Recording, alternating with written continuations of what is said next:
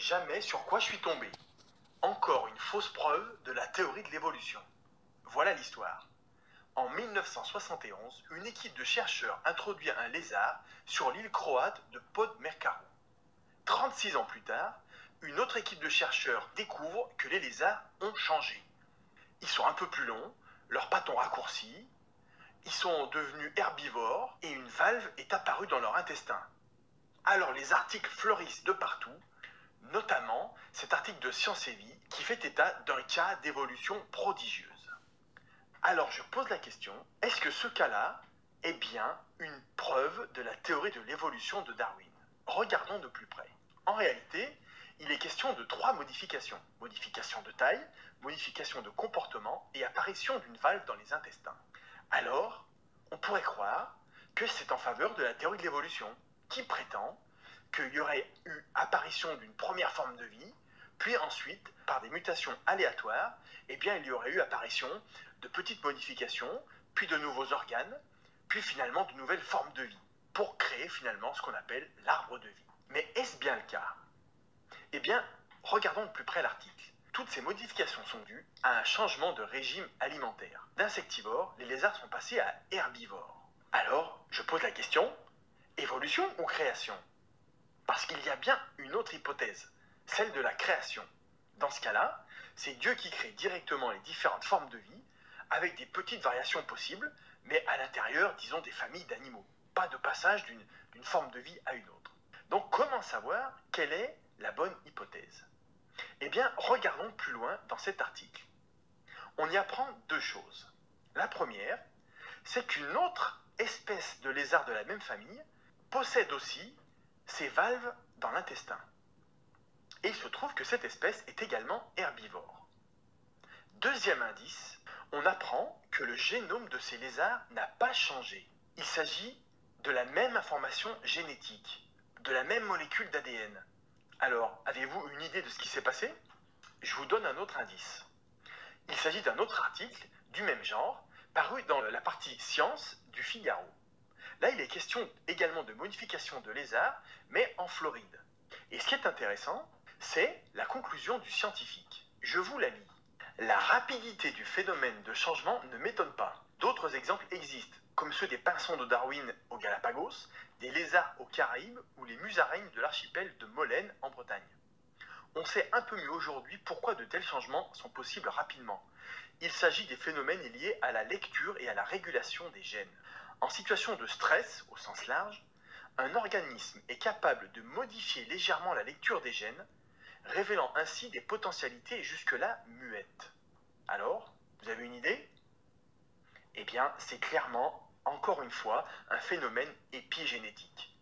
C'est-à-dire un cas dans lequel une même molécule d'ADN, un même génome, une même information génétique, produit des modifications dans l'expression des gènes qui conduisent à de petites modifications. Et c'est exactement ce qui se passe ici. Le changement de régime alimentaire a conduit à la modification de la taille, du comportement. En réalité, la nourriture végétale était bien plus abondante que les insectes et il n'y avait pas la nécessité de chasser. Donc les lézards sont devenus légèrement plus gros et un peu paresseux et beaucoup plus paisibles. Et également, il était prévu au départ, dans le programme génétique, dans l'ADN, cette capacité à faire apparaître une valve dans l'intestin pour aider à la digestion, finalement, des herbes. Donc, cet exemple est-il en faveur d'une évolution aléatoire ou d'une création directe des lézards avec leur ADN prodigieux déjà formé au départ? Eh bien, c'est clairement un exemple en faveur de la création directe, puisque l'ADN comporte au départ toutes les instructions, tout ce qu'il faut pour faire apparaître ces valves dans l'intestin et modifier légèrement les lézards. C'est donc un prodige extraordinaire qui est prévu dès le départ. Et si vous voulez en savoir plus, je vous invite à visionner ce DVD dans lequel le généticien André Hagen explique tous ces phénomènes.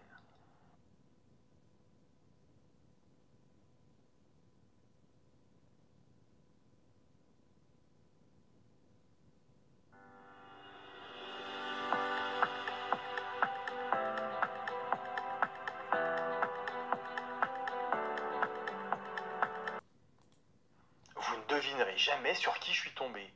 Sur Adam et Ève. Oui, je parle bien de nos ancêtres à tous.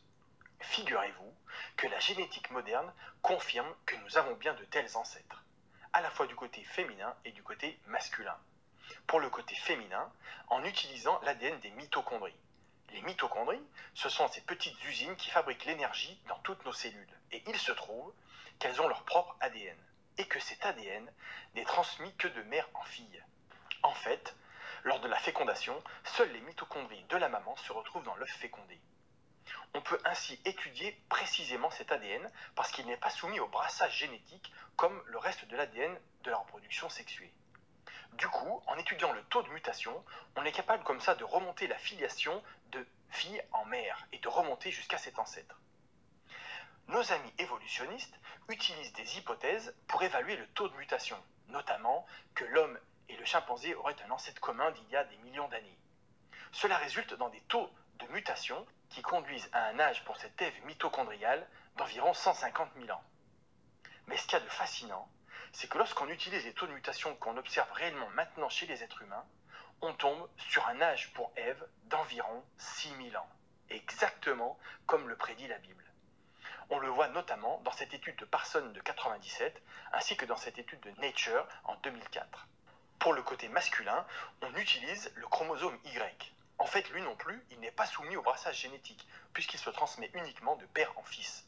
Et là encore, cela nous permet de remonter à notre ancêtre à tous, Adam. Il y a donc beaucoup de controverses dans la littérature scientifique, mais ce que cela confirme, c'est que nous avons bien tous des ancêtres communs, Adam et Ève.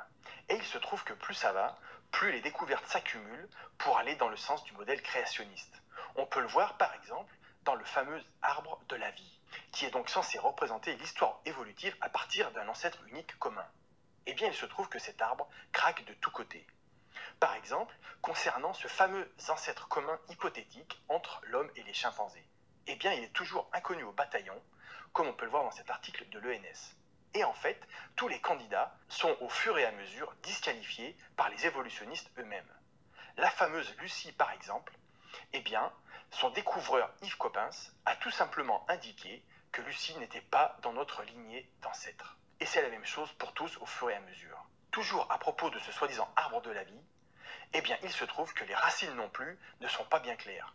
Comme on peut le lire dans le numéro 1186 de Science et Vie, eh bien, en fait, il n'existerait pas d'unique ancêtre commun. Voilà ce qu'on y lit. Notre arbre phylogénétique aurait donc à sa base un réseau inextricable de racines et non un tronc unique. Même si l'ancêtre universel solitaire est un beau concept qui a permis à la science d'avancer, il n'a jamais existé en tant que tel. Incroyable. Et beaucoup d'autres découvertes ont eu lieu qui vont exactement dans le sens du modèle créationniste. On pourrait par exemple parler des catastrophes. Le modèle évolutionniste inclut maintenant une énorme catastrophe causée par une soi-disant météorite qui se serait écrasée sur la Terre en provoquant l'extinction des dinosaures et en générant également une vague d'1,5 km de haut. Alors je ne sais pas vous, mais une énorme quantité d'eau en mouvement associée à une extinction massive de formes de vie, ça ressemble quand même étrangement aux deux ingrédients principaux du déluge.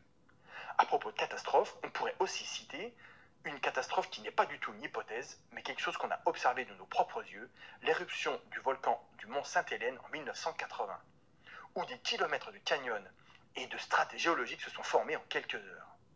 Pour ce qui est des catastrophes, on les invoque aussi lorsqu'on découvre des fossiles soi-disant plus anciens dans des couches qui se trouvent au-dessus de couches normalement plus récentes. Cela permet d'ailleurs, dans des champs fossilifères comme Elk Creek aux États-Unis, eh bien, de pouvoir déterrer des fossiles au ras de la surface, contenant par exemple des tissus mous dans des fossiles de dinosaures.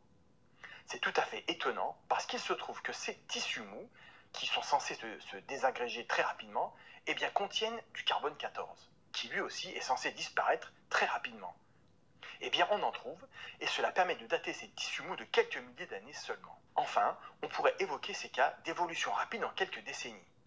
Eh bien, il se trouve qu'au fur et à mesure, on découvre que ce sont des phénomènes épigénétiques, c'est-à-dire dans lesquels le matériel génétique était présent dans l'ADN dès le départ, mais que cette particularité, que cette évolution, que cette variation a été déclenchée par un événement extérieur.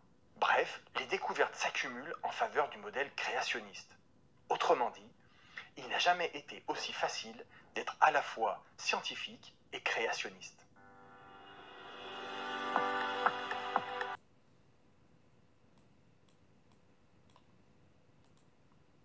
Vous ne devinerez jamais sur qui je suis tombé. Arthur de Mongeau. Alors Arthur de Mongeau est un docteur en biologie. Il a écrit en 2019 un livre exceptionnel à lire absolument et qui s'intitule « Le darwinisme tient-il debout ?» Ce livre est exceptionnel pour plusieurs raisons, et j'en cite trois. La première, c'est que dans ce livre, l'auteur dévoile l'aspect idéologique de la controverse entre évolutionnisme et créationnisme. Il en décrit plusieurs aspects qui sont tout à fait passionnants. Le deuxième point qui fait que ce livre est exceptionnel, c'est qu'il décrit le modèle créationniste. En fait, nos amis évolutionnistes connaissent très peu ce modèle qui dit que la Bible décrit simplement les événements tels qu'ils se sont passés, avec une création directement par Dieu et séparément des différentes familles d'organismes, suivi d'un déluge qui a créé l'immense majorité des fossiles que nous retrouvons aujourd'hui et qui a également perturbé les différents écosystèmes, ce qui a conduit à des espèces relativement différentes du monde antédiluvien, avec notamment des caractéristiques comme le fait qu'elles sont relativement plus petites. Le troisième élément et le principal qui fait que ce livre est exceptionnel, c'est que dans ce livre, l'auteur Arthur de Mongeau décrit une par une les hypothèses de la théorie de l'évolution. Et il montre, preuve à l'appui, que ce modèle évolutionniste est réellement un colosse aux pieds d'argile. Et dans les pages 352 à 355, c'est un livre qui fait 400 pages, eh bien l'auteur recense un certain nombre d'observations importantes. Et alors que je vais en citer un certain nombre, demandez-vous si ces observations correspondent plus au modèle créationniste ou au modèle évolutionniste. Fait numéro 1, aucune apparition d'une nouvelle famille d'organismes n'a jamais été observée par aucun être humain. Fait numéro 2, l'analyse du registre fossile fait apparaître une grande stabilité des formes de vie. Les différentes formes de vie apparaissent soudainement, brusquement, sans précurseur, n'évoluent quasiment pas, puis en général disparaissent brusquement. Fait numéro 3, lors de l'explosion cambrienne, 35 phylums sont apparus brusquement, ainsi que de grands groupes d'animaux. Observation numéro 4, nous ne disposons pas de lignée évolutive claire et indiscutable. Observation numéro 5, de nombreux organismes que l'on retrouve à l'état de fossiles sont encore vivants aujourd'hui et n'ont quasiment pas évolué. C'est le cas du fameux sélacanthe, qui est supposé dater de plusieurs centaines de millions d'années.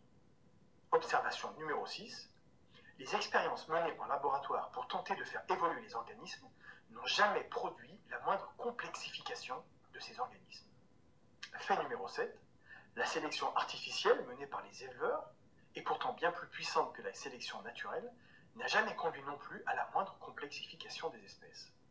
Fait numéro 8, nous ne comprenons pas, de façon précise ou réaliste, comment des systèmes biologiques extrêmement complexes ont pu apparaître. Observation numéro 9, les formes de vie simples, jusqu'à preuve du contraire, n'existent pas. Les évolutionnistes imaginent que des précurseurs plus simples ont existé, mais personne ne les a jamais vus, ni dans la nature, ni en laboratoire. Fait numéro 10, il existe dans chaque famille d'organismes des gènes qu'on appelle orphelins.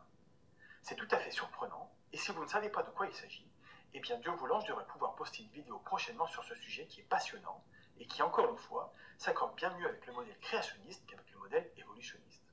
Fait numéro 11, les espèces comportent souvent des gènes qui sont absents d'espèces très proches génétiquement, mais présents dans des espèces beaucoup plus éloignées génétiquement. Observation numéro 12, l'ADN comporte plusieurs niveaux de régulation de l'expression des gènes. Ce qui a fait dire à notre fameux Bill Gates que l'ADN est comme un programme informatique, mais bien plus complexe que tout ce que les hommes ont pu mettre au point. Fait numéro 13, la sélection naturelle n'explique pas l'apparition chez l'homme ni du sens moral, ni du langage. Constatation numéro 14, les exemples souvent mis en avant par les évolutionnistes pour promouvoir leur modèle correspondent en fait soit à des pertes d'informations génétiques, comme la fameuse résistance des bactéries aux antibiotiques, ou alors à des phénomènes épigénétiques, c'est-à-dire liés à la réémergence de caractères dont l'expression était simplement inactivée dans l'ADN, mais qui était déjà bien présente dans cet ADN. Bref, j'arrête là, mais ce livre comporte énormément d'autres exemples et d'autres observations qui vont des nombreux indices sur la coexistence dans le passé des dinosaures et des hommes, jusqu'au rétrovirus commun aux singes et aux hommes, en passant par la découverte du fameux Tiktaalik. Et inexorablement, l'auteur constate que ces observations pointent vers le modèle créationniste. Vous ne devinerez jamais sur quoi je suis tombé. Sur un livre que j'attendais depuis très longtemps. Il s'intitule Dieu, la science, les preuves. Et dans ce livre, les auteurs, Olivier Bonassi, un polytechnicien, et Michel-Yves Bolloré, un ingénieur en informatique, mènent une sorte d'enquête pour savoir quel est le plus rationnel, soit de croire en Dieu, soit de ne pas y croire. Parce que c'est vrai que dans nos sociétés occidentales, finalement, la croyance s'est répandue que la science, finalement, peut tout expliquer et qu'on n'a pas besoin de Dieu pour expliquer notre présence et notre existence. Mais dans ce livre, les auteurs, finalement, récapitulent des grandes découvertes qui ont été faites dans les, disons, 100 dernières années et qui ont complètement renversé cette croyance. On pourrait commencer. Vous ne devinerez jamais sur quoi je suis tombé. Sur un livre que j'attendais depuis très longtemps. Il s'intitule Dieu, la science, les preuves. Et dans ce livre, les auteurs, Olivier Bonassi, un polytechnicien, et Michel-Yves Bolloré, un ingénieur en informatique, mènent une sorte d'enquête pour savoir quel est le plus rationnel, soit de croire en Dieu, soit de ne pas y croire. Parce que c'est vrai que dans nos sociétés occidentales, finalement, la croyance s'est répandue que la science, finalement, peut tout expliquer et qu'on n'a pas besoin de Dieu pour expliquer notre présence et notre existence. Mais dans ce livre, les auteurs, finalement, récapitulent des grandes découvertes qui ont été faites dans les, disons, 100 dernières années et qui ont complètement renversé cette croyance. On pourrait commencer par une des plus importantes d'entre elles, qui est que manifestement, l'univers a eu un commencement absolu, qui est hors du temps, hors de la matière, hors de l'espace. Et clairement, la cause d'un tel commencement, eh bien, il est naturel de l'appeler Dieu. La deuxième découverte très très importante, c'est ce qu'on appelle le réglage fin de l'univers, qui est finalement assez hallucinant. Qu'est-ce que ça représente? Eh bien, c'est que, disons, la vingtaine de constantes qui règlent l'univers, comme la constante de gravitation ou la constante de structure fine, voilà, eh bien, ces constantes sont extrêmement finement réglées et de façon très précise pour permettre précisément la vie organique sur la Terre et donc notre existence. Pour comprendre ça, eh bien, il est rationnel de croire que ce réglage a été fait par un être intelligent. Sinon, on est obligé de croire, par exemple, en la théorie complètement hypothétique des multivers. Un troisième élément très important que la science finalement moderne nous montre, c'est que le passage de l'inerte au vivant, autrement dit l'apparition de la vie, eh bien, est tout à fait inexplicable par la science que nous avons maintenant. Nous ne connaissons aucun moyen, par toute la science que l'on a maintenant, pour expliquer l'apparition de quelque chose d'aussi phénoménal, d'aussi extraordinaire que la moindre bactérie. Bref, l'apparition de l'univers et de la vie requiert manifestement l'existence de Dieu. Dans ce livre, les auteurs apportent également d'autres types de preuves. Par exemple, le témoignage de nombreux miracles. L'auteur, Olivier Bonassi, dit dans des interviews qu'il connaît une vingtaine de personnes qui affirment avoir eu une apparition. Et pour ma part, je peux simplement vous dire que dans plusieurs expériences à travers lesquelles je suis passé, j'ai touché du doigt, disons, le monde invisible, et c'est pour moi une certitude totalement absolue. Il y a également d'autres preuves qui sont abordées par les auteurs, qui sont des preuves, disons, philosophiques. Et il y a tout un tas de raisonnements tout à fait intéressants. Bref, au bout du compte, à la fin de ce livre, on est bien, j'ai envie de dire, poussé à comprendre, à croire en l'existence de Dieu, et c'est tout à fait formidable.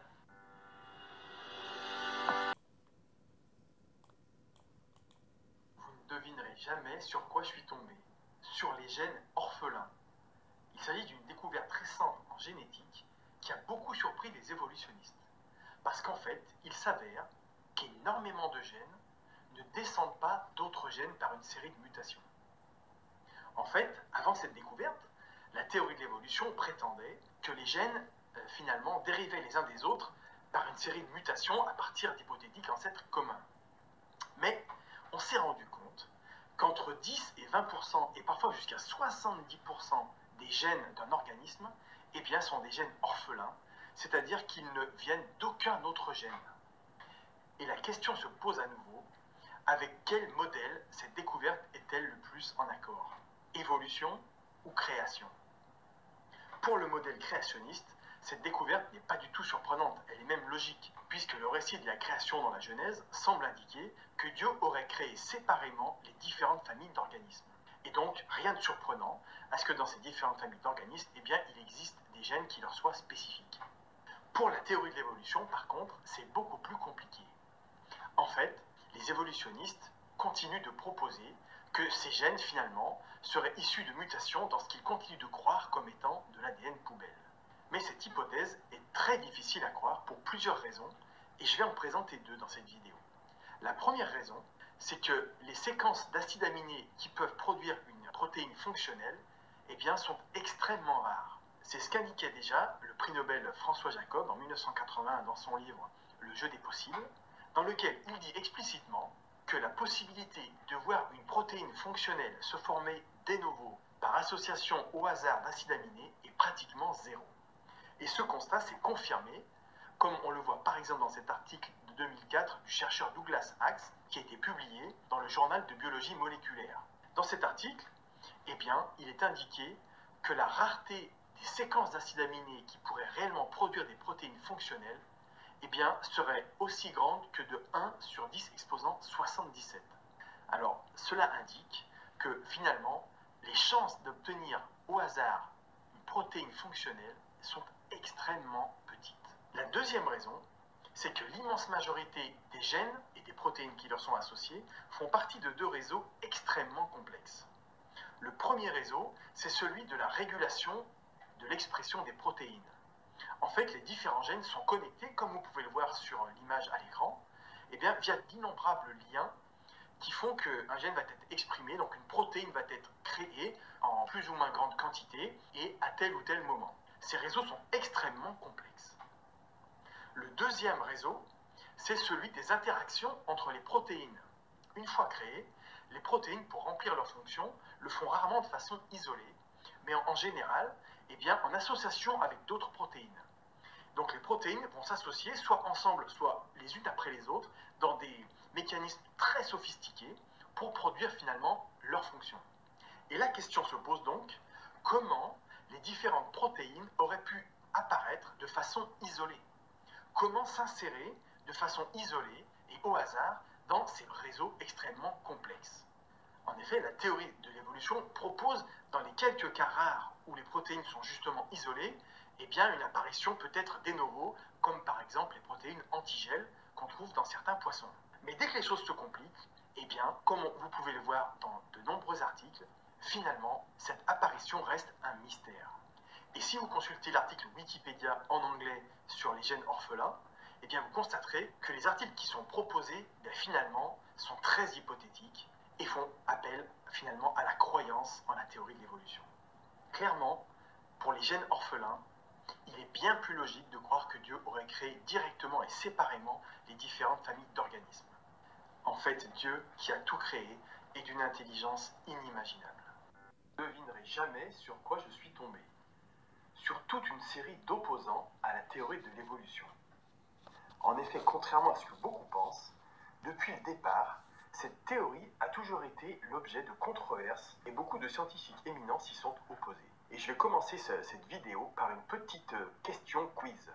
À votre avis, quelle est la spécialité scientifique du professeur d'université qui a déclaré en 1987 la chose suivante?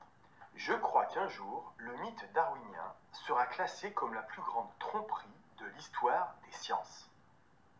Eh bien, vous le saurez à la fin de cette vidéo. En attendant, vous avez à l'écran une première série d'opposants à la théorie de l'évolution. Vous la trouverez notamment grâce au QR code qui s'affiche et qui vous renverra vers l'article Wikipédia qui liste une partie de ces opposants. Je vais en relever quelques-uns dans cette liste. Le premier, ce serait William Thomson.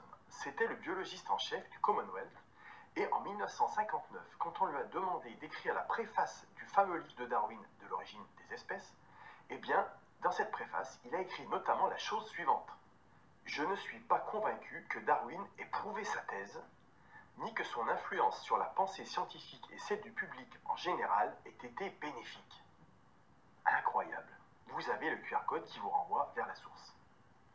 Je relèverai une deuxième citation Là, on est en 2009, donc au 150e anniversaire du fameux livre de Darwin, et Eugène Konin écrit, dans un article que vous pourrez également trouver grâce au QR code, la chose suivante.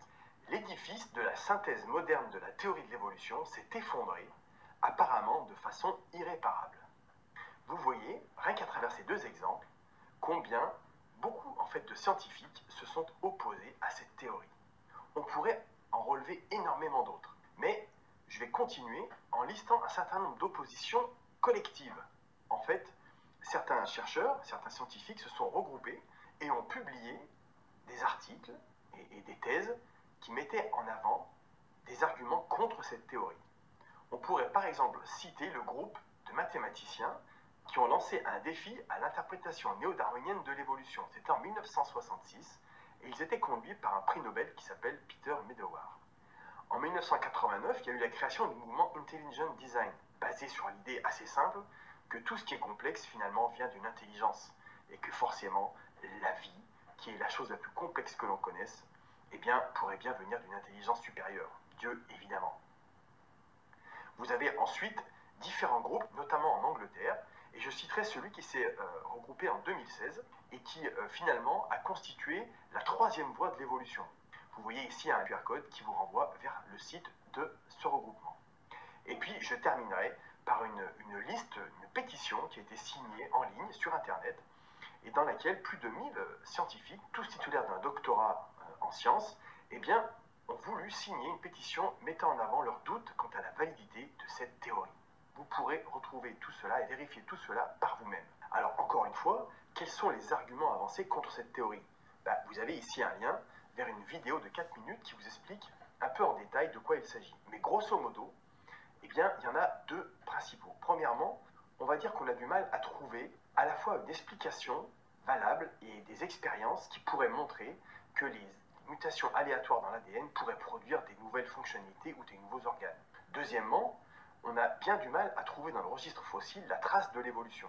Vous avez à l'écran un lien qui vous renverra vers la citation du fameux paléontologue Stephen Jay Gould qui écrivait en gros que ce qui est frappant dans le registre fossile, c'est que les différentes formes de vie apparaissent soudainement et qu'elles restent très stables dans le registre fossile. Ce qui va bien sûr à l'encontre du gradualisme invoqué par la théorie de l'évolution. Mais, comme je l'avais promis en début de vidéo, je vais vous faire part de l'opposition la plus frontale à la théorie que j'ai trouvée. En fait, elle est constituée par les embryologistes. Figurez-vous que depuis un certain temps, les embryologistes se sont rendus compte d'une chose importante. C'est que le développement de l'embryon, donc depuis l'œuf fécondé jusqu'à sa forme adulte, eh bien ce développement n'est pas dirigé par l'ADN. Ça semble surprenant, mais cela a poussé les embryologistes à considérer que l'évolution, qui est donc censée apporter des modifications dans la forme des animaux ou des êtres vivants, ne pouvait pas trouver sa source dans l'ADN, puisque celui-ci, en fait, n'était pas responsable de la forme des animaux qui est obtenue, elle, au cours du développement embryonnaire. Cela a donc poussé les embryologistes à faire notamment les déclarations suivantes. Première citation de Søren Løvstrup, qui a donc déclaré « Je crois qu'un jour le mythe darwinien sera classé comme la plus grande tromperie de l'histoire des sciences ». Vous avez une autre citation, par exemple, de Rosine Chandaubois, qui est une embryologiste française qui était professeure à l'université d'Aix-Marseille et qui a dit tout simplement que la théorie synthétique de l'évolution est à l'état de cadavre. Tout cela pour vous montrer quoi? Qu'en réalité, contrairement à ce que la plupart des gens pensent, et contrairement à la façon dont on nous l'a tous enseigné, cette théorie de l'évolution est tout à fait sujette à caution, et elle comporte énormément de problèmes. Alors vous allez me dire, que s'est-il passé suite à ces fameuses déclarations d'embryologistes? Eh bien, il y a eu une tentative de synthèse qui s'appelle l'Evo-Devo. Et si vous êtes un petit peu au courant de ce domaine de recherche, c'est tout à fait intéressant. Mais je vais vous citer un article qui, en gros, essaye de faire cette fameuse synthèse entre le néo-darwinisme, qui prétend donc que l'évolution serait guidée par des mutations aléatoires de l'ADN et la sélection naturelle, et donc la théorie opposée des embryologistes qui disent que non, tout se déroule en fait au cours du développement de l'embryon. Et c'est là que doit être la source de l'évolution. Eh bien, écoutez Vincent Homer dans le cadre prestigieux de la Sorbonne. Il dit « La tentative de synthèse, donc entre les deux théories, paraît plus raisonnable qu'une improbable expérience cruciale qui verrait le triomphe d'une théorie sur l'autre. vu que les données empiriques paraissent devoir rester insuffisantes. La solution ici esquissée est une conjecture.